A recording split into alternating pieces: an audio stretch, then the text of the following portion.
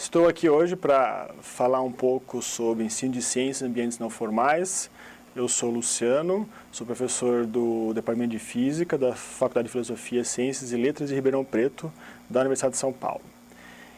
E antes de falarmos sobre ensino de ciências, a primeira pergunta que se faz é por que ensinar ciência, né?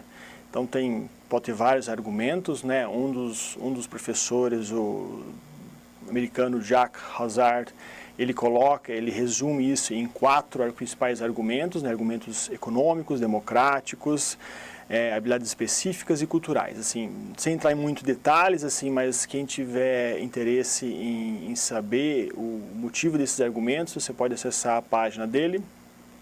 Mas é meio evidente assim, o fato que quando você ensina ciência, quando você domina a ciência, você tem argumentos econômicos por trás, ou seja, para você ter um domínio sobre a natureza, né? Você tem argumentos democráticos, quando você ensina uma população sobre certos conceitos de ciência, você deixa ela a par sobre aqueles conceitos, e é importante eles saberem um pouco de uma alfabetização científica, porque com isso eles vão poder tomar decisões mais acertadas em optar ou não por uma teoria, em optar ou não por uma certa energia nuclear, por exemplo, que pode ser benéfica ou não para aquela sociedade. Então, é importante que a sociedade ela esteja a par daquele avanço tecnológico, né, avanço da ciência.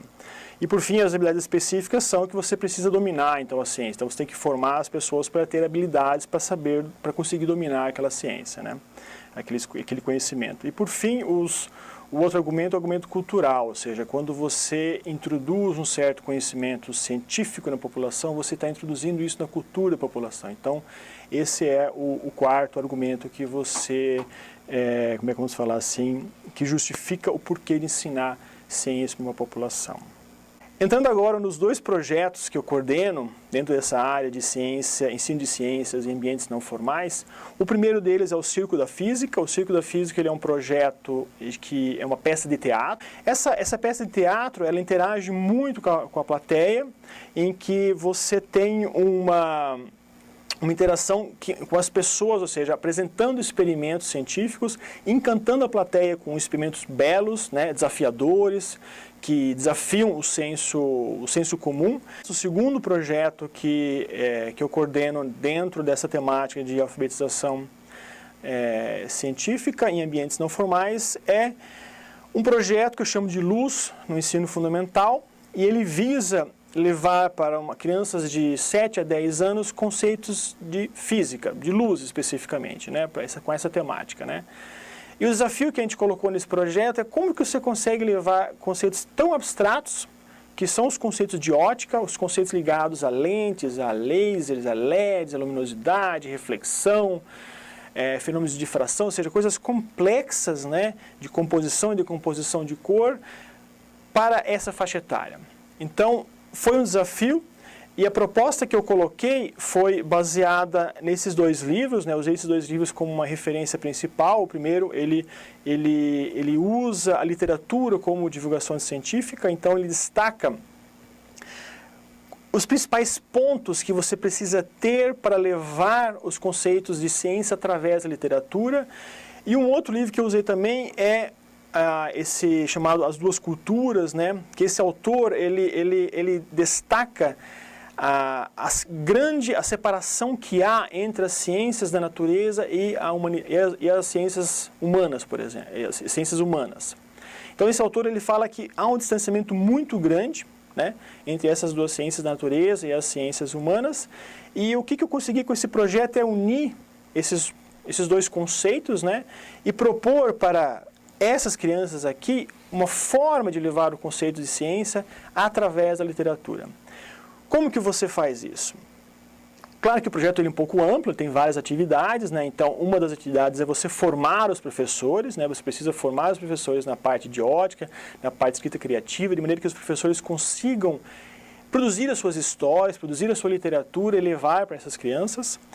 Um segundo ponto é você utilizar obras como o Circo da Física mesmo, se adaptar ele para essa faixa etária. Então você precisa montar uma peça de teatro que esteja condizente, que possa ser absorvida por essa faixa etária. E um terceiro ponto importante, um outro ponto importante é que você tem, geralmente, kits de ciência, ou seja, kits de experimentos que você usa no ensino médio, no ensino fundamental 2, que não são apropriados para essa faixa etária. Porque nessa faixa etária você não tem ainda a apropriação desses conceitos abstratos que você aborda no ensino médio. Então, como você leva conceitos de ótica, como é que você leva instrumentos de ótica, como é que você introduz o uso de uma lente, de um espelho para essa faixa etária, né? Claro que não vai ser por experimentos, você não tem a capacidade de montar, eles não têm a capacidade de montar um telescópio, montar um microscópio, montar um projetor como você faz no ensino médio. Então o que se buscou nesse projeto é você introduzir esses elementos de ótica, esses conceitos de lente, não para montar um telescópio ou um microscópio, mas simplesmente fornecer esses elementos, que são as lentes, os espelhos, e deixar que essas crianças introduzam no seu ambiente, ou seja, nas suas brincadeiras, de maneira bem espontânea. Então, eles por si só, eles vão descobrir que aquele elemento circular, transparente, ele amplia ou não um certo objeto. Então, ele produz uma imagem maior ou menor que o objeto. E com isso eles vão aprendendo. Você vê que eles vão descobrindo todo e qualquer novo elemento, né, que eles não conhecem, abrindo a caixa, mexendo, olhando olhando para uma luz branca, com um óculos especial. Eles não sabem o que está acontecendo no fenômeno de difração naquele óculos. Eles não sabem qual que é o fenômeno óptico que está acontecendo, mas eles conseguem descobrir, eles olham para uma luz branca e falam, não, aquela luz não é branca, aquela luz é colorida. Então, com o óculos ela fica colorida. Então, eles começam a investigar aquilo lá, né? E o porquê de fazer isso, né? Você consegue, a partir daí, ou seja, com esses elementos de ótica inseridos no ambiente da criança, com professores formados em literatura, professores formados em conceitos de ótica, você consegue levar conceitos bem abstratos e entrar no universo da criança. Isso se faz comumente em outras áreas, por exemplo, se você pensar como que você consegue levar conceitos de moral para essa faixa etária. O que você faz? Você monta fábulas, você monta historinhas, você ensina aqueles conceitos abstratos de acordo com uma historinha. Então a ideia aqui também é você levar esses conceitos abstratos com um enredo, com uma narrativa, de maneira que você consiga levar isso, de maneira que com essa narrativa as crianças conseguem absorver mais facilmente aquele conceito. No projeto eu destaco que não se deveria fazer experimentos como nós conhecemos hoje no laboratório de física, no laboratório de ciências, né?